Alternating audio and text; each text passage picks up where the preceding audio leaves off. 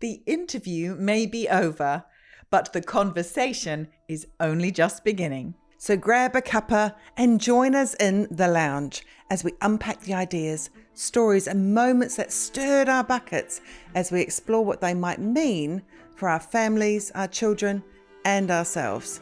Welcome to Raising Kind Minds. Because your voice today becomes their voice tomorrow. In our last episode, we sat down with Dr Karen Bluth, researcher, author and creator of Mindful Self-Compassion for Teens. Karen has spent years helping young people navigate the challenges of adolescence, and her work is grounded in a simple but powerful idea. Teens don't need to be perfect. They need the skills to support themselves when life gets hard. Her message really hit home with us because, if we're honest, most adults were never taught these skills. So in today's conversation, we're exploring what resonated most deeply for us as parents, educators, as human beings. We'll talk about why self-compassion is often misunderstood, why teens often push back against the people who love them the most, and what happens when we stop trying to fix young people and start learning how to truly listen. And as you're listening, here's a question to consider. What if the most important lesson a child ever learns isn't how to succeed, but how to treat themselves when they don't? Let's dive in.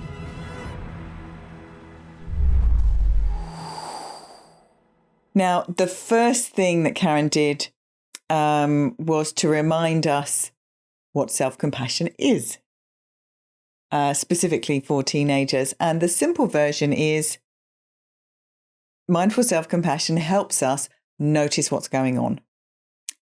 How are you feeling today? What's going on in your mind, your heart, your body?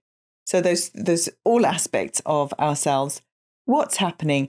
And helping teenagers recognize how they can just take a look and start to notice. And once we've done that exploration, that noticing, then we can turn towards ourselves and be a good friend to ourselves. It's that simple.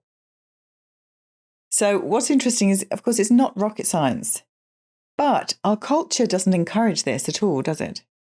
No, and especially,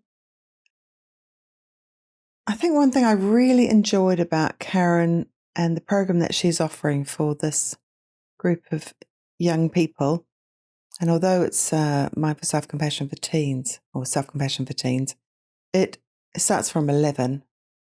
So I think it was really interesting when she was talking about this group of young people and, you know, they're finding their way in the world. They are meeting challenges in today's day and age that are different to what young people of 5 years ago or 10 years ago had to navigate. Certainly, you know, what I had to name the ages here. What I had to navigate as a young person, or my parents had to navigate, grandparents, you know. So it's always changing. And that's why I found it interesting that Karen's created this program specifically for this segment of the population. And it feels like the whole program is a moving, breathing, it's got some stability structures in place, some scaffolding to keep them safe emotionally, but also it can evolve with them. That was the impression I got. I haven't done the program, but... you missed that window, honey. Well, I haven't either attended as a young person, nor have I done the training to be a Mindful Self-Compassion for Teens teacher. I think that might be quite interesting. Well, as you know, I did it many years ago and I did find it absolutely fascinating and really interesting to look through the lens. It wasn't the purpose. Obviously, we're looking through the lens of self-compassion to understand the teens we're supporting. But there was this sort of inner reflection all the time about, oh, when I was a teenager, oh, that was difficult. Oh, I could have really done with self-compassion then. But I think one of my biggest takeaways with Karen's sharing is the reminder that everything that she has created, all the self-compassion skills, are learnable. Yes. They're learnable. It's not, oh, you've hit 19, you've missed the window. Mm-hmm. Or in my case, I think I was 45 when I began learning these skills. Mm. And I really did think it was too late. I just thought, how can you train this old dog? Well, it's also not necessarily something that there's a lot of S's there, not necessarily something that you are innately born with, So, when people talk about, that she's very talented in that area, very talented in self-compassion. No. Well, actually, we can all just learn it. And the more, dose dependent. So the more we do it and the more we can apply it to ourselves, becomes, more automatic. Exactly. And she talked about self-compassion being a habit, that we can cultivate the habit. So we can have the bad habit of biting our nails or staying up late and doom scrolling, or we can cultivate the habit of bringing kindness into our awareness when things are difficult. So I was really encouraged by that. I thought, oh, yes, it is trainable. This is learnable skills and we can practice this. I wasn't very good at making scrambled eggs when I was 10, but I've got the hang of it now, having practiced for a few decades. You probably could have argued that this morning. Thank you very much. Yes, my scrambled eggs were a bit disappointing this morning. That's true. You're very cruel. Anyway, getting back to self-compassion, I'll just have a bit of self-compassion. Karen also spoke about that it's equally as important for the parents and the educators to learn self-compassion, as well as the teens, so that they can offer themselves the self-compassion when things are not going quite according to plan. Well, I think, there's lots of layers to when Karen was talking about the importance of the parents developing these skills as well. So the bottom line is, as parents and educators, I can speak for myself of having worn both, I still wear both those hats really. It is horrible to witness, observe, have to be an observer of a young person that you love suffering. That's the bottom line. It's really hard if your son or daughter is struggling in some way and you feel quite helpless to change it. And again, in education, I've, many times had students that I know are struggling and it's out of our hands and we just have to literally stand by them, be that presence. And so the first thing to remind ourselves is, one, parenting is hard. And being, I think, an effective educator is hard. Education systemically makes it very difficult to be an effective teacher. I think one of the most important things is being present. And when you've got a large class and, you can identify certain students that are really struggling, it's really difficult. So that's our humanity. And she named that that part of us, it's really tough, and to acknowledge that. And then, of course, if we can, the most important thing she then mentioned was we need to, as a parent or educator or a social worker or a foster carer, anyone that's working with teens. Yeah, counsellors. Exactly. Therapists. That we need to practice self-compassion because actually it's hard. Our life, life challenges happen all the time. We have family. It's not all plain sailing. We have family members that, they give you a call and say, oh, I'm at A&E at the moment, out of the blue. And you're like, oh, it can be very, very serious, or that, the cat's just been sick and the car's broken down, or some kind person has just reversed into your car, as we've experienced. So we've got those layers. So bearing witness to a young person's suffering is hard. Then we need to practice that self-compassion for ourselves because our life the ups and downs of modern day life is hard for us. Then the next layer is, of course, we need to model self-compassion. And this is where I think it gets interesting, because we need to be overtly open about practicing self-compassion. Because you think, well, if it's self-compassion, I'm going to just do that in my head.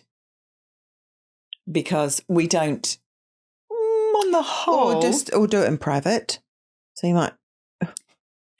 Sorry, that sounds a bit rude there, doesn't it? No, but, it's a private thing. So you may not want to do it. Well, we say, don't openly. we?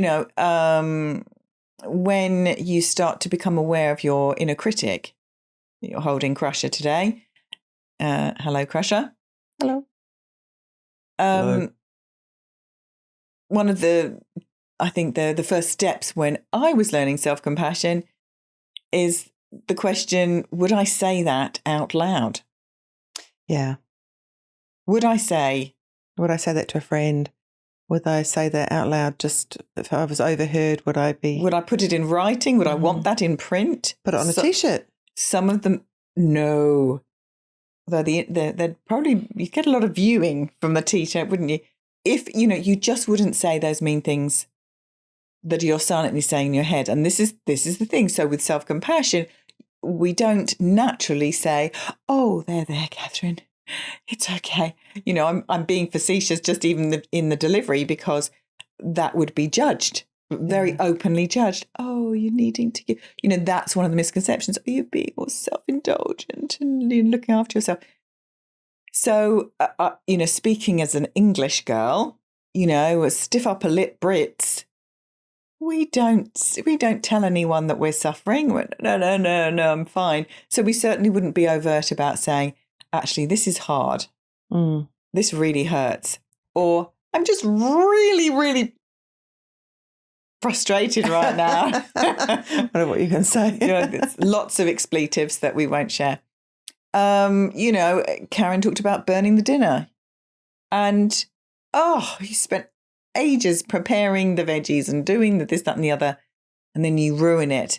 Now, we might openly have a bit of a tantrum as an adult. Oh, my goodness, I'm such an idiot. Why did I do that? I can't believe it. I shouldn't have taken that phone call. Why do I think I can multitask? Why didn't the kids even help me? They saw that it was bubbling over, whatever it is. And then blaming and self-shaming usually happens. Blame and shame, and, it's all horrible. So that may be expressed on the outside, but we wouldn't necessarily be overt and express, oh, this is really, really hard right now. I've ruined the dinner for everyone. I feel exhausted. Perhaps I should have given myself a break earlier.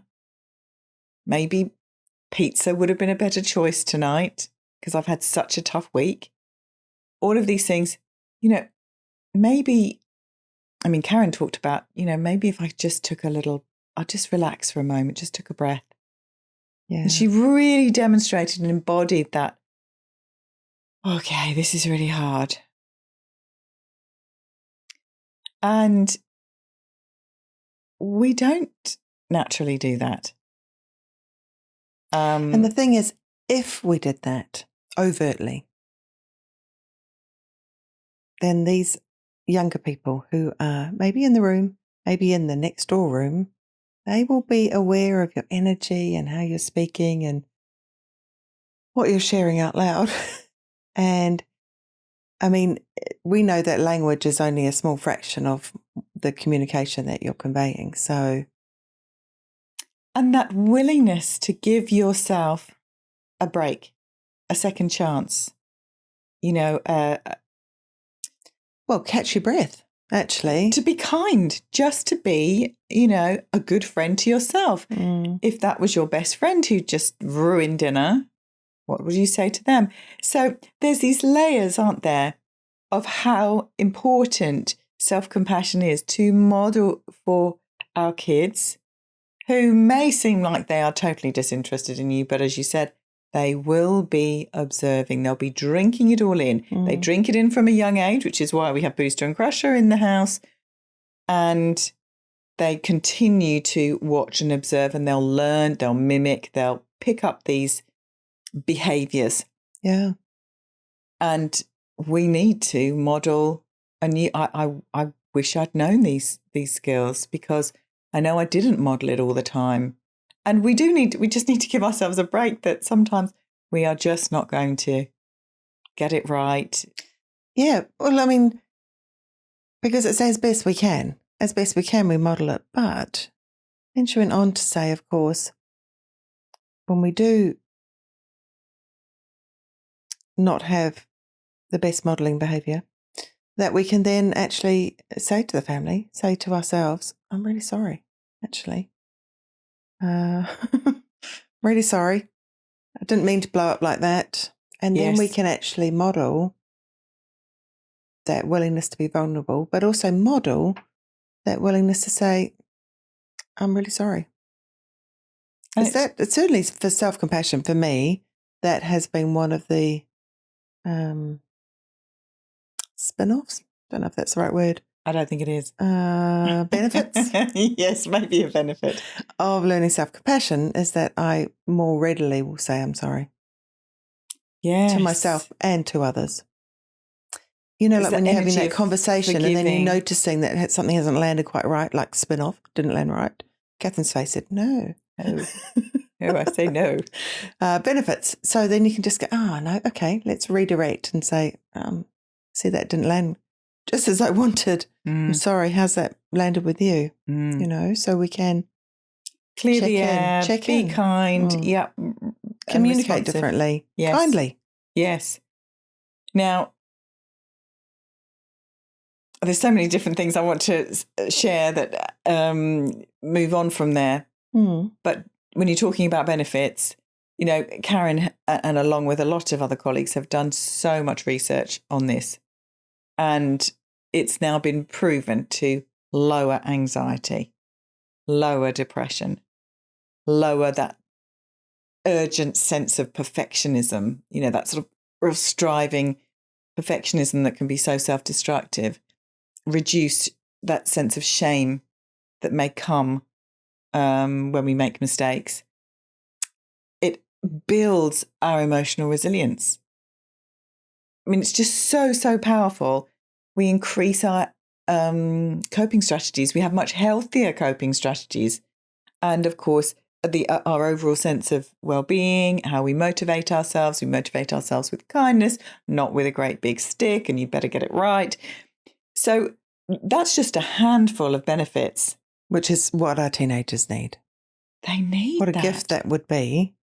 You know, if you think about your teenagers, especially if they are, well, particularly when they're going through exams and navigating relationships. Yes, I think, you know, exams are one thing, but human interaction and wanting to belong and to fit in and be part of the group, and then they get invited out, and then, you know, they make a buffoon of themselves at the party because they can't handle their drink and they shouldn't be drinking anyway, and then they get in trouble, and you know, all of those fun things around growing into your own skin as an adolescent, and navigating how we fit into the world, fit into our family. And what I really loved is Karen talked about that, how natural individuating is. So having that separation, and what may be very difficult if any of you are parents at the moment to teens, and your teenager is pushing back, resisting your rules, you're being challenged all the time about your points of view, so they may disagree with you on a regular basis to the point of exhaustion. But what I love is she clarified that this is just natural. This is actually a good sign. It's not easy, but it means that they're finding their way. They're looking inside themselves.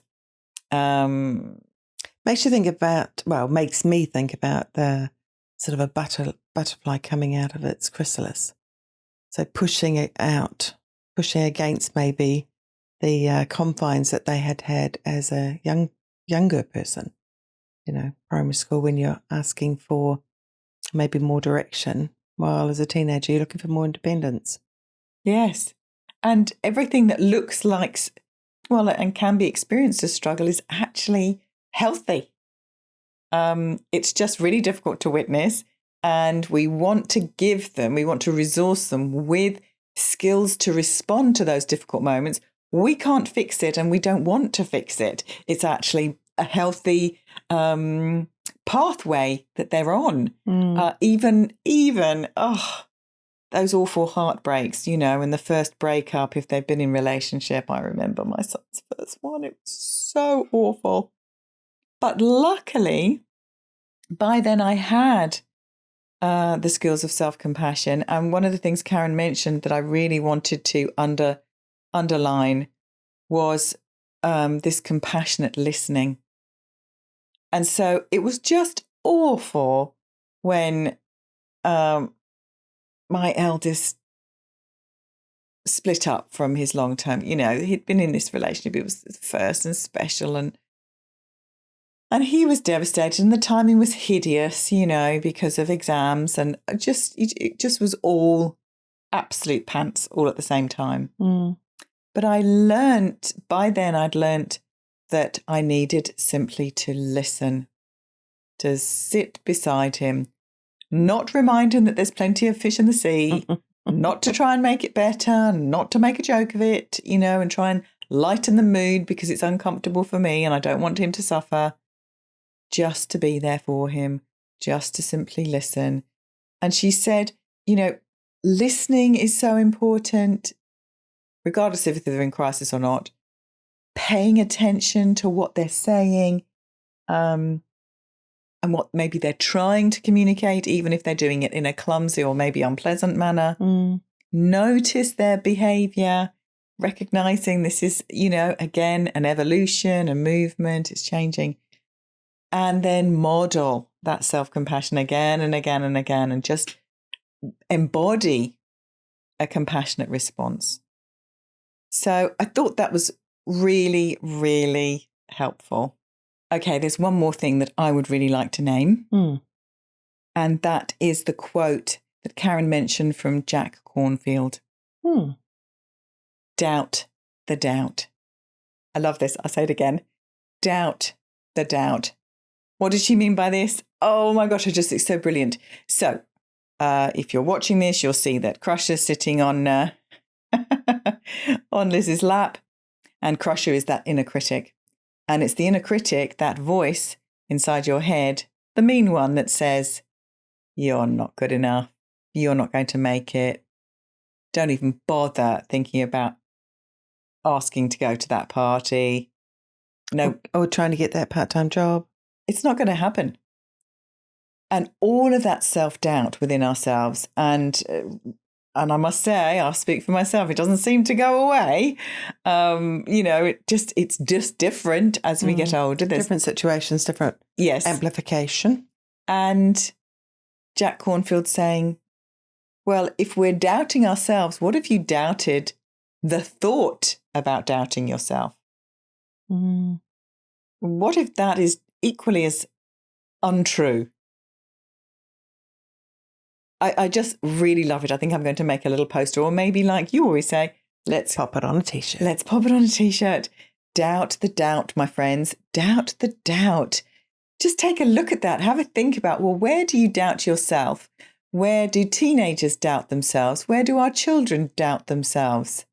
Oh, can I really speak at assembly? Can I stand up and share for what did the boys do when they were little? Show and tell. Oh, can I stand up and be seen as myself? Can I take that risk? And that's another benefit. Ask the question, as in, can I put my hand up and ask a question? Can I celebrate my wins? All of these things. Exactly. So the invitation, my friends, is not to buy into those voices in your head that doubt you. that say you can't. Those naysayers. The naysayers in your own head. And you might have a committee like I've had for years. They all got different flavours of doubt or judgment of one kind or another. And that's what Crush is all about. But what's wonderful is that Karen said for parents and educators, the number one thing she'd really encourage us all to do is to remind our teens that they matter. You matter. You matter to me. And the world needs your unique, quirky, funny, serious, earnest, whatever flavour voice that your teen has. The world needs you.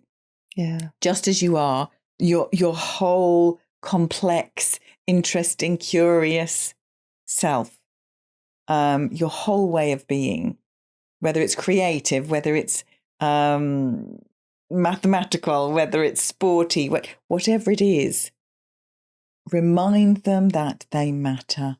I just thought that was so valuable and so important. And we don't do that enough in our culture, I think, on any level. I would say that this actually applies to your colleagues and to your friends and to your loved ones and your family. Remind them that they matter. And to ourselves. And to ourselves, exactly. And to ourselves. We need to know that truly deeply for ourselves. And when we do that, we're more likely to be that encourager, that voice that says others matter too. So it's that full the movement of compassion. We're more likely not to give up and not Yes. to quit, not to quit on ourselves, not to quit on our friends, not to quit on whatever activity we're doing. Yes. And I would say, you can't say it enough. They may, your teens may rebuff. They may push you away. They may just grunt. They may ignore you. They may look like they're not hearing you. And I remember I think both my sons, I can't remember what the conversation was about, but I was doing a little bit of, mum cheerleading. And I remember them saying, well, you would say that to me, mum, wouldn't you? You're my mum. They still push it away. They reject you and your words of love, encouragement. And still what I heard from Karen was just keep reminding them that they matter, that they're great just as they are. And I thought that was just so valuable and wonderful. But it was also really good that she focuses on the joy. Excuse me. So, as you know, when the teens are doing the MSC for Teens program, she encourages them to go and look for the good, look for the joy, come back with something that really lit them up. I say come back because she invites them to take a photo, which they're then sharing. And yes, each the next session. Mm-hmm. Yeah. And it made me think again about children in primary school with the show and tell. Child's really excited. Let me introduce you to Crusher. And then show all the different aspects of Crusher. You'd be like, got my big boots, I can give you a kick. Got my big hands, I can go, wave them around.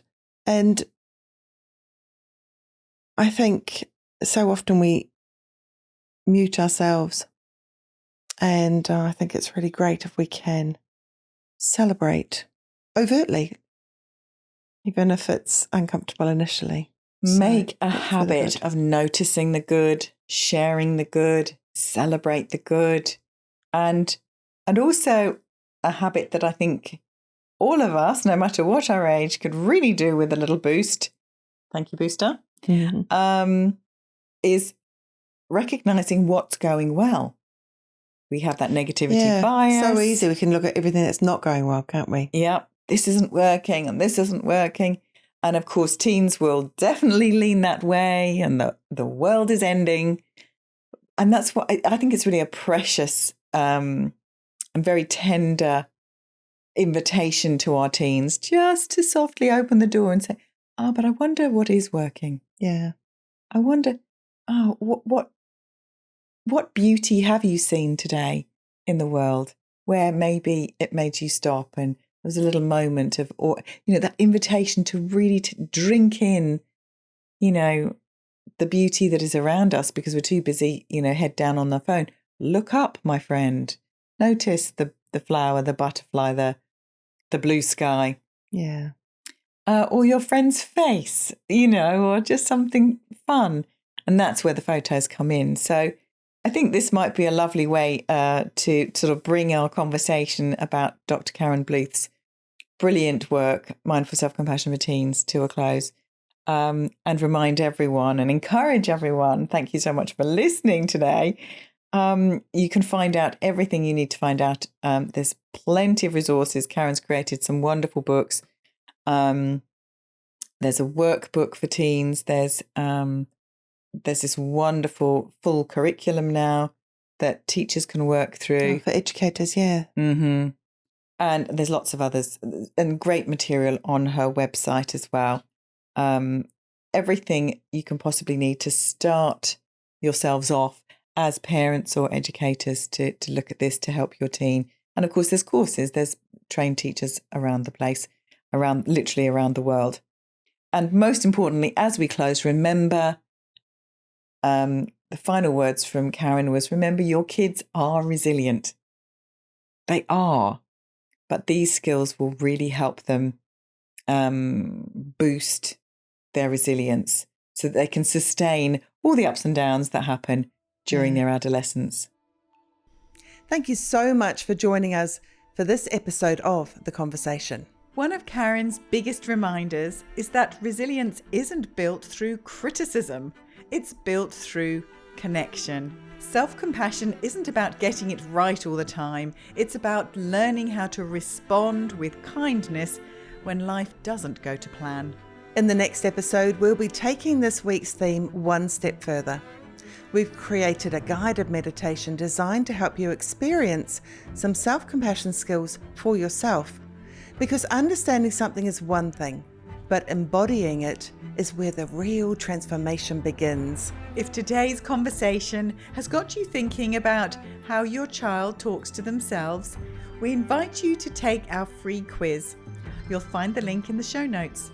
It takes just 90 seconds and will show you exactly what's going on for your child's inner voice right now. And if this episode resonated with you, please do share it with a fellow parent, carer, or maybe a teacher who might need to hear it today. Word of mouth is how we're growing this community. Until next time, be kind to yourself. Remember, your young people are listening, far less to what you tell them to do, and far more to how you speak to yourself. And never underestimate the power of reminding someone you matter. Here's to raising kind minds, starting with your own.